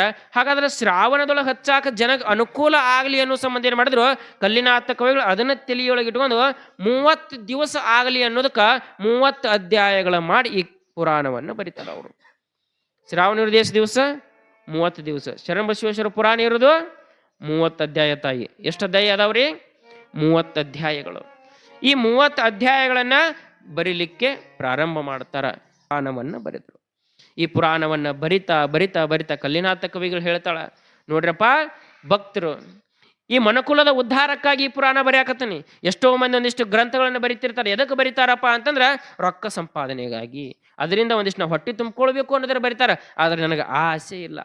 ಇದನ್ನು 4 ಮಂದಿ ಕೇಳಬೇಕು, ಶರಣರ ಚರಿತ್ರೆಯನ್ನು ಕೇಳಬೇಕು, ಅವರ ಜೀವನವನ್ನು ತಿಳ್ಕೊಳ್ಬೇಕು, ಆ ಜೀವನವನ್ನು ತಮ್ಮ ಜೀವನದೊಳಗೆ ಅಳವಡಿಸ್ಕೊಳ್ಬೇಕು. ಆ ಉದ್ದೇಶ ಇಟ್ಕೊಂಡು ಈ ಒಂದು ಪುರಾಣವನ್ನು ಬರಿತಾ ಇದ್ದೇನೆ ಅಂತ ಪುರಾಣಕ್ಕೆ ಓಂಕಾರವನ್ನು ಹಾಕಿ ಈ ಪುರಾಣವನ್ನು ಬರಿಬೇಕಾಗಿತ್ತು. ಅಂದ್ರೆ ಪೀಠಿಕಾ ಸಂಧಿ ಅಂದರೆ ಮೊದಲನೇ ಅಧ್ಯಾಯದೊಳಗೆ ನಾವು ಎಲ್ಲರೂ ಕೂಡ ಏನು ಮಾಡ್ತೀವಿ, ಮೊದಲನೇಗೆ ಯಾವುದೋ ಪೂಜೆ ಮಾಡಿದ್ರು ಕೂಡ ಒಬ್ಬರು ನೆನೆಸ್ತೀವಿ. ಯಾರನ್ನ ನೆನೆಸ್ತೀವಿ ಹೇಳ್ರಿ? ಪ್ರತಿಯೊಂದು ಸಕಲ ಕಾರ್ಯಗಳಿಗೂ ಕೂಡ ಪ್ರಥಮ ಪೂಜಕನಾಗಿರ್ತಕ್ಕಂಥವನು ವಿಘ್ನೇಶ್ವರ. ವಿಘ್ನೇಶ್ವರ ಎಲ್ಲರಿಗೂ ಕೂಡ ವಿಘ್ನೇಶ್ವರ ಬೇಕು, ಒಬ್ಬರಿಗಲ್ಲ. ಯಾಕಂದ್ರೆ ಸಾಕ್ಷಾತ್ ಪರಮಾತ್ಮನ ಈ ವರವನ್ನು ಕೊಟ್ಟಿರ್ತಕ್ಕಂಥವನು ವಿಘ್ನೇಶ್ವರನಿಗೆ. ನೋಡಪ್ಪ, ವಿಘ್ನೇಶ್ವರ ಭೂಲೋಕದಲ್ಲಾಗಲಿ, ಯಮಲೋಕದಲ್ಲಾಗಲಿ, ದೇವಲೋಕದಲ್ಲಾಗಲಿ, ಪಾತಾಳವಾಗಲಿ, ಯಾವ ಲೋಕದೊಳಗಾದರೂ ಕೂಡ ಯಾವುದೋ ಒಂದು ಶುಭ ಕಾರ್ಯ ನಡೆಯಕತೈತಿ ಅಂತಂದ್ರೆ ನೀನೇ ಪ್ರಥಮ ಪೂಜಕ. ಯಾರು ನಿನ್ನ ಪೂಜೆಯನ್ನು ಮಾಡಿ ನಿನ್ನ ಒಂದು ನಾಮವನ್ನು ಸ್ಮರಣೆ ಮಾಡಿ ಹೋಗ್ತಾರ, ಆ ಕಾರ್ಯ ಸಂಪೂರ್ಣವಾಗಿ ನಿನಗೆ ಫಲ ಕೊಡ್ತೈತಿ. ನೀನ ಪ್ರಥಮ ಪೂಜಕ ಅಂತ ಪರಮಾತ್ಮ ವರವನ್ನು ಕೊಟ್ಟಿರ್ತಕ್ಕಂಥವನು. ಅದಕ್ಕೆ ನಾವು ಎಲ್ಲರೂ ಏನು ಮಾಡ್ತೀವಿ, ಯಾವುದೇ ಕಾರ್ಯ ಮಾಡಿದ್ರು ಮೊದಲ ಗಣಪತಿ ಪೂಜೆ ಮಾಡ್ತೀವಿ. ನಾವು ಗಣಪತಿ ಪೂಜೆ ಎಲ್ಲರೂ ನಾವು ಯಾವ ಕಾರ್ಯವನ್ನು ಪ್ರಾರಂಭ ಮಾಡಂಗಿಲ್ಲ. ಹಂಗಿಲ್ಲ ಕಲ್ಲಿನಾಥ ಕವಿಗಳು ಕೂಡ ಏನ್ ಮಾಡ್ತಾರ, ಆ ವಿಘ್ನೇಶ್ವರನನ್ನ ನೆನಿತಾರ. ಯಾವ ತರನಾಗಿ ನೆನೆದ್ರು ಅನ್ನೋದನ್ನ ಕೇಳೋಣ. ಗಜಮುಖನೇ ಗಣಪತಿಯೇ ನಿನಗೆ ವಂದನೆ, ನಂಬಿದವರ ಪಾಲಿನ ಕಲ್ಪತರು ನೀನೆ. ಗಜಮುಖನೇ ಗಣಪತಿಯೇ ನಿನಗೆ ವಂದನೆ, ನಂಬಿದವರ ಪಾಲಿನ ಕಲ್ಪತರು ನೀನೆ. ಗಜಮುಖನೇ ಗಣಪತಿಯೇ ನಿನಗೆ ವಂದನೆ, ನಂಬಿದವರ ಪಾಲಿನ ಕಲ್ಪತರು ನೀನೆ.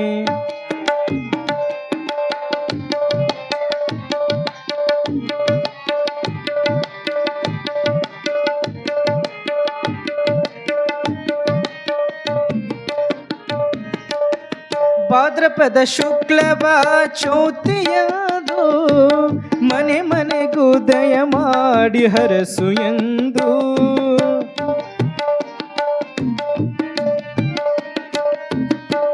ಭಾದ್ರಪದ ಶುಕ್ಲವ ಚೌತಿಯದು ಮನೆ ಮನೆಗೂ ದಯ ಮಾಡಿ ಹರಸು ಎಂದು. ನಿನ್ನ ಸನ್ನಿಧಾನದಿ ತಲೆ ಬಾಗಿ ಕೈಯ ಮುಗಿದು, ನಿನ್ನ ಸನ್ನಿಧಾನದಿ ತಲೆ ಬಾಗಿ ಕೈಯ ಮುಗಿದು ಬೇಡುವ ಭಕ್ತರಿಗೆ ನೀ ದಯಾ ಸಿಂಧು. ಗಜಮುಖನೇ ಗಣಪತಿ ನಿನಗೆ ವಂದನೆ, ನಂಬಿದವರ ಪಾಲಿನ ಕಲ್ಪತರು ನೀನೇ.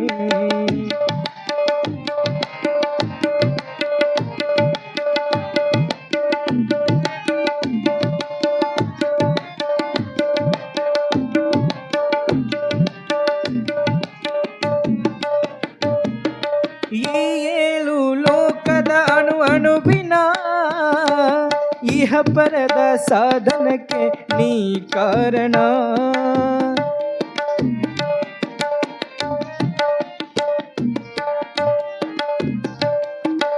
ಈ ಏಳು ಲೋಕದ ಅಣುವಿನ ಇಹ ಪರದ ಸಾಧನಕ್ಕೆ ನೀ ಕಾರಣ. ನಿನ್ನಲು ನೋಟದ ಒಂದು ಹೊನ್ನ ನಿನ್ನ ಕಿರಣ, ನಿನ್ನಲು ನೋಟದ ಒಂದು ಹೊನ್ನ ನಿನ್ನ ಕಿರಣ. ನೀಡಿದರೆ ಸಾಕಯ್ಯ ಜನ್ಮ ಪಾವನ. ಸುಗಜಮುಖನೇ ಗಣಪತಿಯೇ ನಿನಗೆ ವಂದನೆ, ನಂಬಿದವರ ಪಾಲಿನ ಕಲ್ಪತರು ನೀನೇ.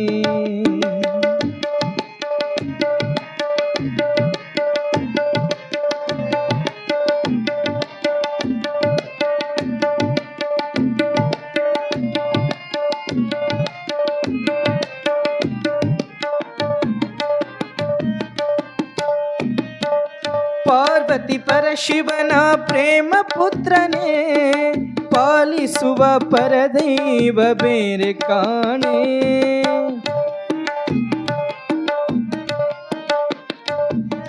ಪಾರ್ವತಿ ಪರಶಿವನ ಪ್ರೇಮ ಪುತ್ರನೇ, ಪಾಲಿಸುವ ಪರದೈವ ಬೇರೆ ಕಾಣೆ. ಪಾಪದ ಪಂಕದಲ್ಲಿ ಪದುಮಯನಿಸು ನಿನ್ನ, ಪಾಪದ ಪಂಕದಲ್ಲಿ ಪದುಮಯನಿಸು ನಿನ್ನ. ಪಾದ ಸೇವೆ ಬಂದೇ ಧರ್ಮ ಸಾಧನ. ಗಜಮುಖನೇ ಗಣಪತಿ ನಿನಗೆ ವಂದನೆ, ನಂಬಿದವರ ಪಾಲಿನ ಕಲ್ಪತರು ನೀನೆ. ಗಜಮುಖನೇ ಗಣಪತಿ ನಿನಗೆ ವಂದನೆ, ನಂಬಿದವರ ಪಾಲಿನ, ನಂಬಿದವರ ಪಾಲಿನ, ನಂಬಿದವರ ಪಾಲಿನ ಕಲ್ಪತರು ನೀನೇ. ಹೀಗೆ ಗಣಪತಿಯನ್ನ ಸ್ತುತಿಯನ್ನ ಮಾಡ್ತಾರೆ ಕಲ್ಲಿನಾಥ ಕವಿಗಳು. ವಿಘ್ನೇಶ್ವರ, ಈ ಒಂದು ಗ್ರಂಥವನ್ನ ಬರೆಯಾಕತ್ತೀನಿ. ಈ ಗ್ರಂಥಕ್ಕ ಯಾವುದೇ ಆಗಿರ್ತಕ್ಕಂಥ ಅಡಚಣೆಗಳು, ಅಡ್ಡ ಆತಂಕಗಳು ಬರದೇ ಇರುವಂಗ ಈ ಗ್ರಂಥವನ್ನು ಸಂಪೂರ್ಣವಾಗಿ ಮಾಡುವಂಥ ವರವನ್ನು ಕೊಡಪ್ಪ ಅಂತ ಆ ಗಣಪತಿಯನ್ನ ಸ್ಮರಣೆ ಮಾಡ್ತಾರೆ. ನಿಮಗಷ್ಟ ಅಲ್ಲ, ಗಣಪತಿ ಸಾಕ್ಷಾತ್ ವರವನ್ನು ಕೊಟ್ಟಿರ್ತಕ್ಕಂಥ ಪರಮಾತ್ಮನೂ ಕೂಡ ಗಣಪತಿ ಪೂಜೆ ಮಾಡ್ತಾನೆ. ನೀವು ತಾರಕಾಸುರ ರಾಕ್ಷಸನ ಕೇಳಿರ್ಬೋದು. ತ್ರಿಪುರಾಸುರವನ್ನು ಸಂಹಾರ ಮಾಡಬೇಕಾಗಿತ್ತು ಅಂತಂದ್ರೆ ಯಾರಿಂದನೂ ಸಾಧ್ಯ ಆಗಿರಂಗಿಲ್ಲ. ಆ ತ್ರಿಪುರಾಸುರ ಸಂಹಾರ ಮಾಡೋದು ಪರಮಾತ್ಮನಿಂದ. ಆ ಪರಮಾತ್ಮ ತ್ರಿಪುರಾಸುರ ಸಂಹಾರ ಮಾಡಬೇಕು ಅಂತ ಯುದ್ಧಕ್ಕೆ ಹೋಗಿರ್ತಕ್ಕಂಥ ಸಂದರ್ಭದೊಳಗೆ ಆ ಪರಮಾತ್ಮನಿಗೂ ಕೂಡ ಆಗಲಾರ ಸೋತು ಹೊಳೆ ಬರ್ತಾನೆ. ಒಂದಲ್ಲಿ 2 ಸಲ ಸೋತು ಹೊಳೆ ಬಂದ ಪರಮಾತ್ಮ. ಸಾಕ್ಷಾತ್ ಪರಮಾತ್ಮನ 2 ಸಾರಿ ಸೋತು ಹೊಳೆ ಬಂದಾಗ ವಿಚಾರ ಮಾಡ್ತಾನಮ್ಮ.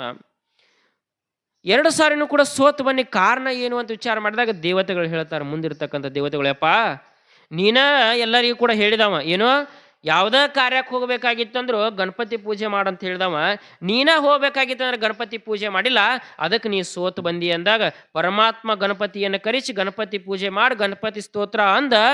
ಆಗ ಹೋದಾಗ ಏನಾಯ್ತು, ಪರಮಾತ್ಮನಿಗೆ ತ್ರಿಪುರವನ್ನು ಸಂಹಾರ ಮಾಡಕ್ಕೆ ಸಾಧ್ಯ ಆಯ್ತು. ಅಲ್ತನ ಸಾಧ್ಯ ಆಗಲಿಲ್ಲ. ನಿಮಗಲ್ಲ, ಪರಮಾತ್ಮನಿಗೂ ಗಣಪತಿ ಬೇಕು. ಹಂಗ ಎಲ್ಲರಿಗೂ ಕೂಡ ಆ ವಿಘ್ನೇಶ್ವರ ವಿಘ್ನವನ್ನು ಕಳ್ಯಾಕಂತವ. ಅದಕ್ಕೆ ನಾವು ಏನೇ ಕಾರ್ಯ ಮಾಡಿದ್ರು ಅವನು ನೆನಿತೀವಿ. ವಿಘ್ನೇಶ್ವರ ಮೂರ್ತಿ ಅಂತಷ್ಟ ಅಲ್ಲ, ನೋಡ್ಬೋದು ಒಂದು ಅಡಿಕೆ ಬಟ್ಟದೊಳಗೆ ಆಗಲಿ ನಾವು ವಿಘ್ನೇಶ್ವರ ಅಂತ ಹುಡ್ಕೊಂಡು ಆ ವಿಘ್ನೇಶ್ವರನ ಪೂಜೆ ಮಾಡ್ತೀವಿ. ಹಂಗೆ ಇಲ್ಲಿ ಕಲ್ಲಿನಾಥ ಕವಿಗಳು ಕೂಡ ವಿಘ್ನೇಶ್ವರ ಸ್ತುತಿ ಮಾಡ್ತಾರೆ. ಯಾವಾಗ ವಿಘ್ನೇಶ್ವರ ಸ್ತುತಿಯನ್ನು ಮಾಡಿದ್ರು, ವಿಘ್ನೇಶ್ವರ ಸ್ತುತಿಯ ನಂತರ ಎಲ್ಲ ದೇವರು ಆಮ್ಯಾಗ ಶಕ್ತಿ ಪಾರ್ವತಿಯನ್ನು ನೆನಿತಾರ. ಸರ್ವ ಮಂಗಳ ಮಾಂಗಲ್ಯ ಶಿವೆ ಸರ್ವಾರ್ಥ ಸಾಧಕೆ ಶರಣ್ಯೇ ತ್ರ್ಯಂಬಿಕೆ ಗೌರಿ ನಾರಾಯಣಿ ನಮಸ್ತುತಿ ಅಂತ ಆ ಪಾರ್ವತಿಯನ್ನು ನೆನೆದು ಎಲ್ಲರನ್ನೂ ಕೂಡ ಎಲ್ಲ ದೇವತೆಗಳನ್ನು ನೆನೆದು ಕೊನೆಗೆ ಏನು ಮಾಡ್ತಾರ ಅಂತಂದ್ರೆ ಆ ಪರಶಿವನ ಒಂದು ಅನುಯಾಯಿಯಾಗಿರ್ತಕ್ಕಂತಹ ಗಣಗಳಾಗಿರ್ತಕ್ಕಂತಹ ಬಸವಾದಿ ಪ್ರಮತರನ್ನು ಕೂಡ ಈ ಪುರಾಣದೊಳಗೆ ನೆನಿತಾರ, ಅವರ ಸ್ಮರಣೆಯನ್ನು ಮಾಡ್ತಾರ. ಎಲ್ಲರ ಸ್ಮರಣೆ ಆದ್ಮ್ಯಾಗ ಕೊನೆಗೆ ಏನು ಅಂತಂದ್ರೆ ಮುಖ್ಯವಾಗಿ ಸ್ಮರಣೆ ಮಾಡೋದು ಗುರು ಸ್ಮರಣೆ. ಇಷ್ಟೆಲ್ಲ ಏನು ಮಾಡಿ ಕಲ್ಲಿನಾಥ ಕವಿಗಳು ಹೇಳ್ತಾರ. ಇಲ್ಲಿವರೆಗೂ ಕೂಡ ಏನು ಎಲ್ಲ ದೇವತೆಗಳನ್ನ ಬಸವಾದಿ ಪ್ರಮತಗಳನ್ನ ಪಂಚಾಚಾರ್ಯರನ್ನ ಇವರು ಎಲ್ಲರನ್ನೂ ನೆನೆದನಿ. ಈ ಎಲ್ಲರಿಗಿಂತ ಮುಖ್ಯವಾಗಿರ್ತಕ್ಕಂಥವನು ಆ ಗುರುವಿನ ಸ್ಮರಣೆ ನಮಗೆ ಬೇಕು ಅಂತ ಆ ಗುರು ಸ್ಮರಣೆಯನ್ನು ಮಾಡ್ತಾರ. ಯಾವ ತರನಾಗಿ ಗುರು ಸ್ಮರಣೆಯನ್ನು ಮಾಡಿದ್ರು ಅನ್ನೋದನ್ನ ನಾಳೆ ದಿವಸ ಪುರಾಣದೊಳಗೆ ನಾವು ನೀವು ನೋಡೋಣ ಅಂತಕ್ಕಂಥದ್ದನ್ನು ಹೇಳಿ ಪೂರ್ವ ಪೀಠಿಕೆಯೊಳಗೆ ಏನು ಹೇಳಿದ್ದೀವ್ರಿ? ಪೂರ್ವ ಪೀಠಿಕೆ ಅಂದ್ರೆ ಗೊತ್ತೇನ್ರಿ? ನಿನ್ನೆ ಹೇಳಬೇಕಾಗಿತ್ತು, ನೀವು ಯಾರೂ ಇದ್ದಿದ್ದಿಲ್ಲ, ಅದಕ್ಕೆ ಹೇಳಿಲ್ಲ. ಪೂರ್ವ ಪೀಠಿಕೆ ಅಂದರೆ ನಾವು ಬಂದ ಮ್ಯಾಗ ಒಂದು ಶ್ಲೋಕ ಆಗಲಿ ಒಂದು ವಚನ ಆಗಲಿ ಇಟ್ಕೊಂಡಿರ್ತೀವಿ. ಆ ವಚನದ ಮುಖಾಂತರ ಆ ಶ್ಲೋಕದ ಮುಖಾಂತರ ಪುರಾಣ ಪ್ರಾರಂಭ ಮಾಡ್ತೀವಿ. ಅದಕ್ಕೆ ಪೂರ್ವ ಪೀಠಿಕೆ ಅಂತ ಕರೀತಾರೆ. ಇನ್ನೊಂದು ಪದ ಉಪಸಂಹಾರ. ಇವು ಎಲ್ಲ ಪುರಾಣದೊಳಗೂ ಎಲ್ಲ ಶಾಸ್ತ್ರಿಗಳು ಎಲ್ಲ ಸ್ವಾಮಿಗಳು ಹೇಳುವಂಥ ಪದಗಳು ಇವೆರಡು. ಒಂದು ಪೂರ್ವ ಪೀಠಿಕೆ, ಒಂದು ಉಪಸಂಹಾರ. ಉಪಸಂಹಾರ ಅಂದ್ರೆ ಏನು? ಹಿಂದೆ ಏನು ಆಗೇತಿ ಅನ್ನೋದು ನೋಡೋದಕ್ಕೆ. ಈಗ ಸಿಂಹಾವಲೋಕನ ಅಂತ ಕರಿತೀವಿ ನಾವು. ಅದಕ್ಕೆ ಇನ್ನೊಂದು ಪದ ಸಿಂಹಾವಲೋಕನ. ಯಾಕಪ್ಪ? ಸಿಂಹ ನೋಡ್ರಿ ನೀವು ಕಾಡಿನೊಳಗೆ ಸಿಂಹ ಮಕ್ಕೊಂದಿರ್ತೈತಿ. ಮಕ್ಕೊಂದು ಎದ್ದು ಹೋಗಬೇಕಾಗಿತ್ತು ಅಂದ್ರೆ ಹಂಗೆ ಹೋಗಂಗಿಲ್ಲ. ಅದ ಒಂದು 10 ಹೆಜ್ಜೆ ಹೋತು ಅಂತಂದ್ರೆ ಏನು ಮಾಡುತ್ತೆ? ಸಿಂಹ ಹಿಂದೆ ಹೊಳ್ಳಿ ನೋಡ್ತೈತ್ರಿ. ಅದು ಯಾಕೆ ಹಿಂದೆ ಯಾರ ಬರಾಕ್ತಾರೋ ಏನು ಐತಿ ಅನ್ನೋದು ಹಿಂದೆ ಹೊಳ್ಳಿ ನೋಡ್ತೈತಿ. ಅದಕ್ಕೆ ಸಿಂಹಾವಲೋಕನ ಅಂದ್ರೆ ನಾವು ಹಿಂದೆ ಏನ ಹೇಳ್ಕೋತ ಬಂದೀವಿ ಅನ್ನೋದು. ನಾ ಬಂದು ಕುಂತ್ನಿ ಅಂತಂದ್ರೆ ಪುರಾಣ ಪ್ರಾರಂಭ ಮಾಡೋಕ್ಕಿಂತ ಮುಂಚಿತವಾಗಲಿ ಇಲ್ಲ ಪೂರ್ವ ಪೀಠಿಕೆ ಆದ್ಮ್ಯಾಗ ಸಿಂಹಾವಲೋಕನದೊಳಗೆ ಏನು ನಡೆದಿತ್ತು ಅಂದ್ರೆ ಏನು ಮಾಡ್ಬೇಕು? ನಿನ್ನೆ ನಡೆದಿತ್ತು ಅದನ್ನು ಹೇಳ್ಬೇಕು. ಏನು ಮಾಡ್ಬೇಕ್ರಿ? ನಿನ್ನೆ ನಡೆದಿತ್ತು ಪುರಾಣದೊಳಗೆ ಏನು ನಡೆದಿತ್ತು ಹೇಳ್ಬೇಕು. ಮತ್ತೆ ನೀವು ಮುಂಜಾನೆಯಿಂದ ಸಾಯಂಕಾಲ ತನಕ ಏನು ಮಾಡಿ ಅನ್ನೋದು ಹೇಳಿಗಿದ್ದೀರಿ, ಅದಲ್ಲ. ಪುರಾಣದೊಳಗೆ ಏನು ನಡೆದಿತ್ತು ಅನ್ನೋದು ಹೇಳ್ಬೇಕು. ಪೂರ್ವ ಪೀಠಿಕೆ ಅಂದ್ರೆ ಏನು ಮಾಡ್ಬೇಕು?